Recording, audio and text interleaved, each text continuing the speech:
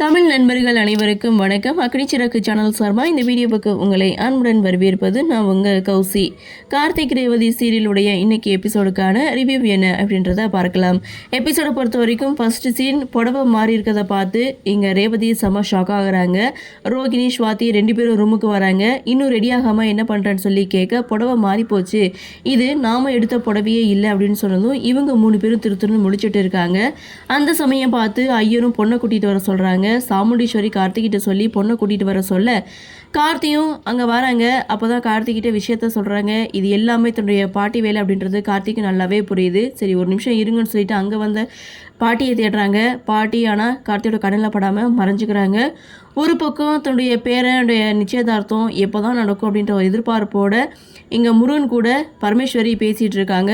இன்னொரு பக்கம் பாட்டியை கண்டுபிடிக்கலன்ட்டு கார்த்திகை ரூமுக்கு போயிட்டு அந்த புடவை இல்லைனா என்ன, இந்த புடவையை கட்டிட்டு சீக்கிரம் வாங்க உங்களை கூட்டிகிட்டு வர சொன்னாங்க அப்படின்னு சொல்ல, அடுத்து பொண்ணும் வந்தாச்சு, மாப்பிள்ளையை கூட்டிகிட்டு வர சொல்கிறாங்க. மாப்பிள்ளையுடைய அண்ணி ரூமுக்கு போகிறாங்க. அதற்கிடையில் சந்திரா மாப்பிள்ளையை அடித்து மயக்கமுடைய வச்சு கடத்திடுறாங்க.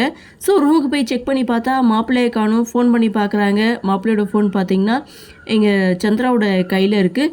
ஸோ இங்கே சந்திரா பார்த்திங்கன்னா, நீ ஃபோன் பண்ணுறியா, பண்ணிக்கிட்டே இரு, இன்றைக்கி மாப்பிள்ளை வரமாட்டாருன்னு அவங்க ஒரு பக்கம் மைண்ட் வைஸ் கொடுக்க, ஸோ டைம் ஆகிடுச்சு மாப்பிள்ளையை கூட்டிகிட்டு வாங்க அப்படின்னு சொல்ல கார்த்தியும் ரூமில் போய் செக் பண்ணி பார்க்குறாங்க. மாப்பிள்ளையை காணும். இந்த விஷயத்த சாமுண்டீஸ்வரி கிட்ட வந்து சொல்ல, இதுக்கெல்லாம் காரணம் அந்த சிவனாண்டியாக தான் இருக்கும்னு சொல்லிட்டு துப்பாக்கி எடுத்துகிட்டு வந்து சிவனாண்டியோட நெத்தியில் வைக்க, பொண்ணோட நிச்சயதார்த்தம் நடக்கும்னு சொன்னால் நான் நடக்கலை, ஆனால் இங்கே தான் நான் இருந்தேன், எங்கேயுமே போகலை, ஆனால் நான் கடத்தினேன்னு ஏன் மேலே படி போடுற, நிச்சயதார்த்தம் நடக்காது அப்படின்ற மாதிரி சாமுண்டீஸ்வரி கிட்ட சிவனாண்டி ஒரு பக்கம் சவால் விட, அதெல்லாம் நடந்தே தீரும், என் டிரைவர் வந்து மாப்பிள்ளையை தேடி கண்டுபிடிச்சி கூட்டிகிட்டு வருவார் அப்படின்னு சொல்லி சாமுண்டீஸ்வரி ஒரு பக்கம் சொல்ல, கார்த்தி ஒரு பக்கம் மாப்பிள்ளையோட ஃபோட்டோவை வச்சு தேடிட்டு இருக்காங்க.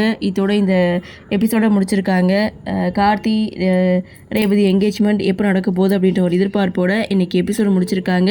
அடுத்த எபிசோட் கார்த்தி ரேவதியோட என்கேஜ்மெண்ட், அதுவும் சாமுண்டீஸ்வரி முன்னணியில் நடக்க போகுது. பார்க்கலாம் அடுத்தடுத்து என்ன மாதிரியான சுவாரஸ்யத்தோடு கதைக்கள நகர்வை கொண்டு வராங்க அப்படின்றத நாமளும் பொறுத்திருந்து பார்க்கலாம்.